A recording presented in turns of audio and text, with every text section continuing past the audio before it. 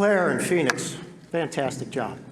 And this is a hard thing to do, to get up in front of a bunch of people. I can't imagine 17, 16, 18, however many years you are, to do this sort of thing.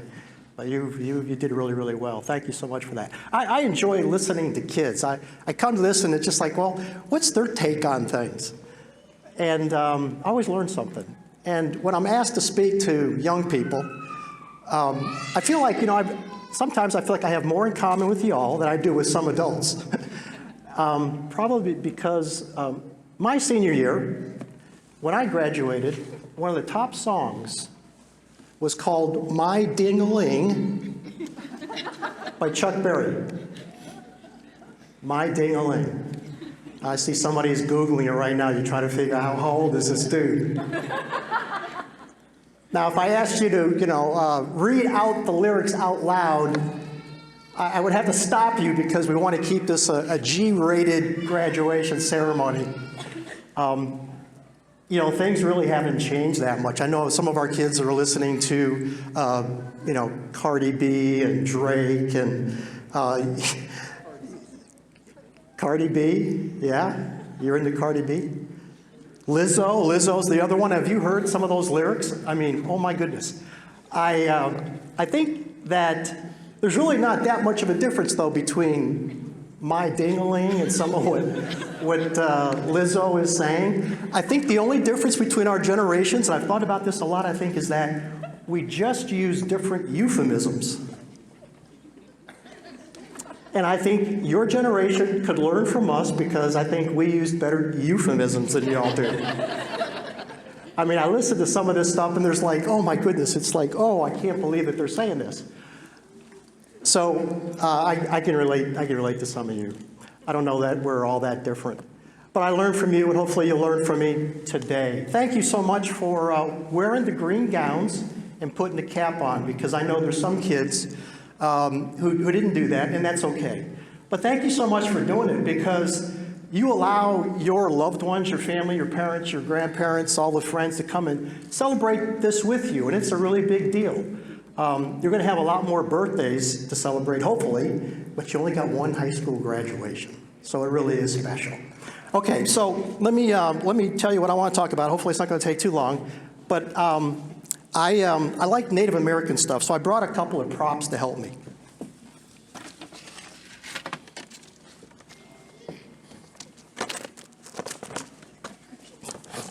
Let me get this on here. Trust me, you're going to remember this graduation speech. I think I got it. Targets, these represent your goals. Arrows, a pouch. Everybody got it? I love Native American stuff. I'm a Native American history buff. I just love it. My house is filled with all kinds of Native stuff. I'm not sure where I picked this up, but I think there's some lessons that we can all learn from Native Americans that are still true today. They're like eternal truths. What was true back then is still true today. And one of the things that they did, I forget where I got this, but I saw this, I really liked it. And one of the things that some of the Native tribes would do was that when a kid was ready to move out of the teepee and go out on their own, they would give them this container. It was called a quiver. And they would give them a quiver, and it was basically symbolizing, here you go, you're on your own, good luck. And the young Native American kids would have to go out, and they would have to go make an arrow out of wood and feathers and a stone, and they had to go make it on their own. And I think, and that life is kind of like carrying a quiver. There's a lot we can learn from this. So let me just tell you what I learned, and I think that you can take this with you today. So the first thing is, carry your own quiver. It's your quiver. Decorate it the way you think it should be decorated, and know that nobody else is going to do it for you. Don't trust the government. Don't trust the federal government, the state government, the local government. Don't trust your parents. Don't trust anybody. You're on your own. Did you not learn this during that blackout a few years ago? Did we not all learn that? The government's got this covered. You're never going to be without heat or electricity. No. Many of us were without heat electricity, running water. And you know what? Some of us were bailed out by our parents or grandparents who kind of knew that, you know what, you can't really depend on anybody else but yourself. So I want you to carry your quiver and know, be fiercely independent. That's the first thing. Got it? Okay. Second thing is that, well, you got to have some arrows in the quiver if you're going to hit your target. Now, I don't know what your target is, and I'm not here to tell you what your target should be.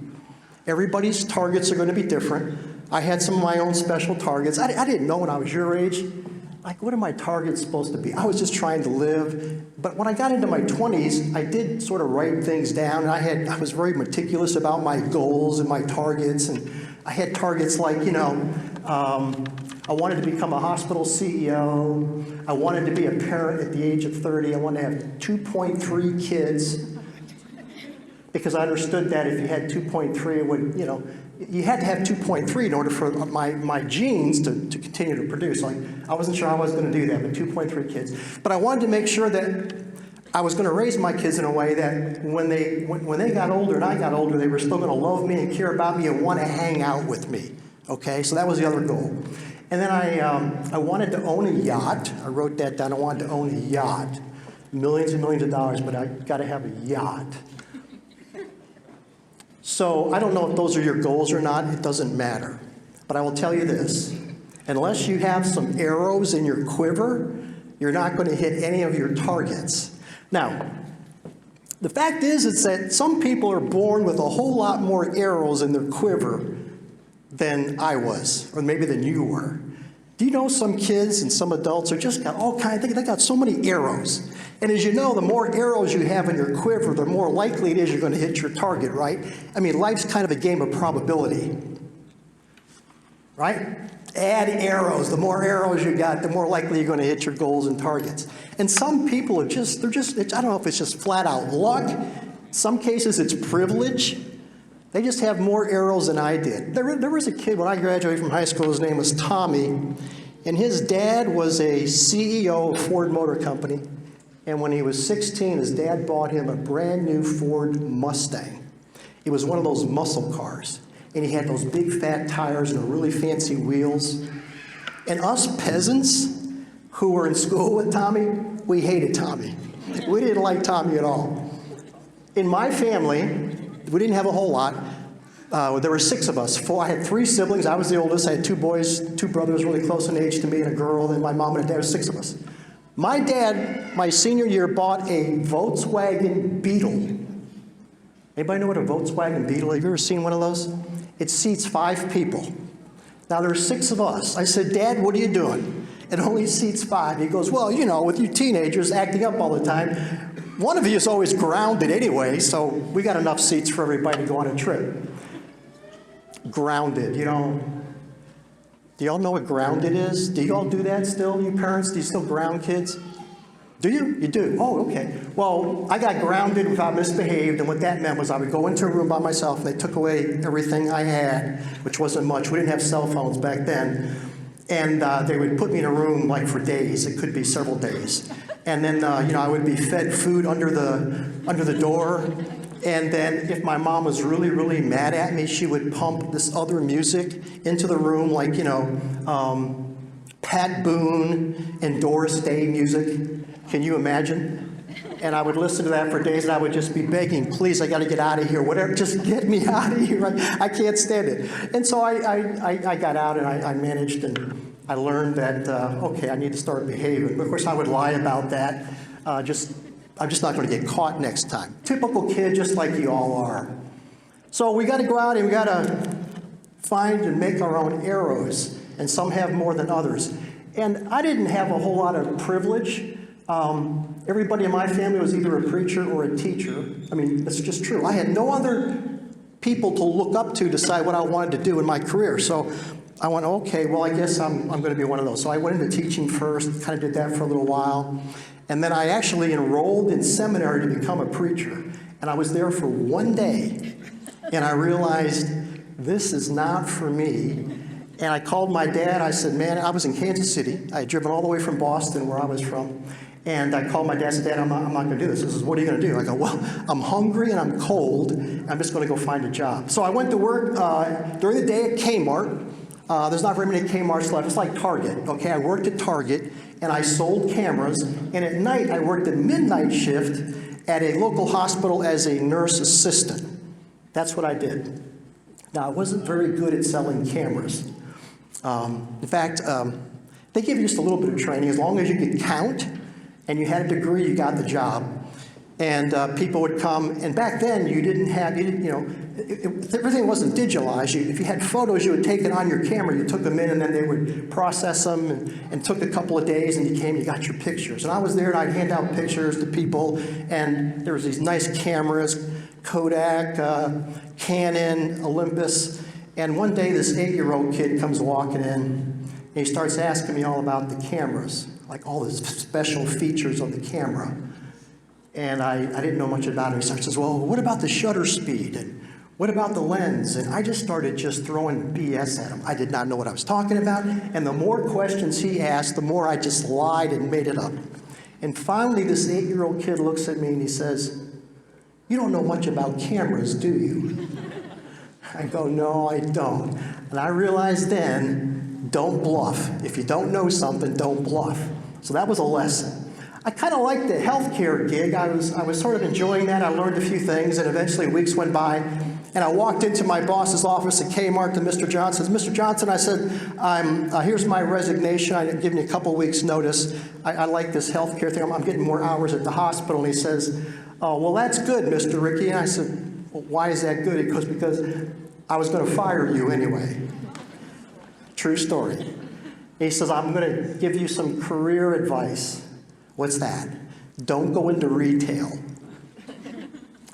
So I'm in healthcare, I'm kind of working my way up, I'm getting urine samples, I'm taking blood pressure, I'm writing in the notes, and I kind of saw some things that interested me. I heard some doctors and administrators talking about why is our operating room empty so often? And I learned that there's like this business to healthcare. Anyway, make a long story short, I won't go into all the details. I realized that this might be a career for me. There's a business side to healthcare, and I got another degree, and I worked my way up, and guess what? Over time, I eventually became a hospital CEO and owned my own healthcare business. Moral of the story, sometimes you gotta make your own opportunities. You gotta go out there and just find the arrows so you got more chances to hit the targets you want. And you never know how it's gonna go. And finally, my third point, and probably most importantly, each one of these arrows has a tip, it's straight, and it's got like hawk feathers. Do you know if you fire an arrow with your bow at a target and it's crooked and it doesn't have feathers, it's not likely to hit the target. And I look at the edges of this arrow kind of like your character. That you may have all the advantages and all the arrows and you got all kinds of opportunities, but if you're not like working on your character, you're probably not as likely to hit your targets. And what I mean by that, and I learned this the hard way myself, I wanted to be a good parent, remember? And I wanted to have a great relationship with my kid. And I will tell you that I had 2 children. I had a girl, and she was really easy to raise. She was firstborn. We had a great relationship, so easy, great student, all that kind of stuff. My son came along 6 years later. Unfortunately, he was just like me, ornery, difficult, couldn't sit still, and he did certain things that would just literally drive me crazy. By the way, I really like those boots. Those are really, really cool.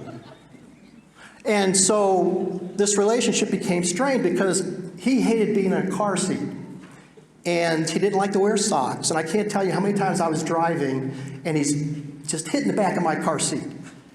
And I mean, this went on for, Jay, stop doing this, stop doing this. Now in our house, we had a little horse. It was a little horse that his grandpa had built for him that he could rock in it. And that was in the house this one day that I was so frustrated with my son. And no matter what I did, it wasn't working. I was so angry and so mad that I kicked that horse, and it was called Trigger. And when I kicked that horse, it broke up into all these pieces and it went everywhere. And my son just went, "Dad, you killed Trigger," which is true. I had killed Trigger. Now, I'm not very good with my hands, so I didn't put it back together anytime soon. In fact, I never did put it back together myself. But I realized at that moment, oh, I have some work to do as a parent. Because if we keep going down this trajectory, my son and I are not going to like each other by the time he graduates or something. And I started to work on me. And I won't go into the details. I will tell you it involved reading, it involved prayer, it involved looking at my own life and saying, you know what, I got to sharpen my edge. You know, there's some things my son needs to do to change, but you know what, most of what needs to be done for me to hit my target is I need to do it. I got to work on me. And that is probably one of the most important things that I did. And eventually we got out of it. We developed a great relationship. Years later, I'm getting to the end. Years later, it was Christmas. And we were all together at the house, and there was this big package. For me, you know, you're an older adult, you know, your kids don't usually buy you these kind of big packages. So it was a big package for me. And it said, to Richard from Grandpa.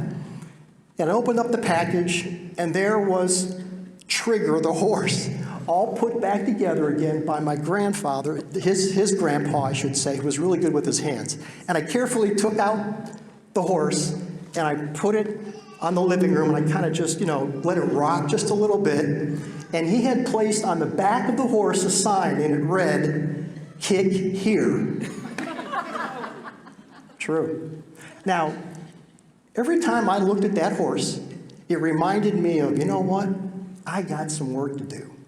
So kids, I think the lesson is, one is, it's your Kiva. It only depends on you. Be as fiercely independent as you can be.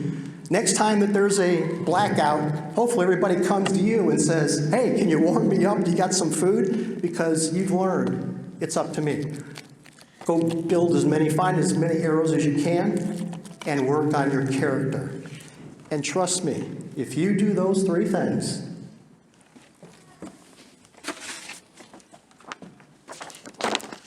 you will hit your targets. Congratulations and Godspeed.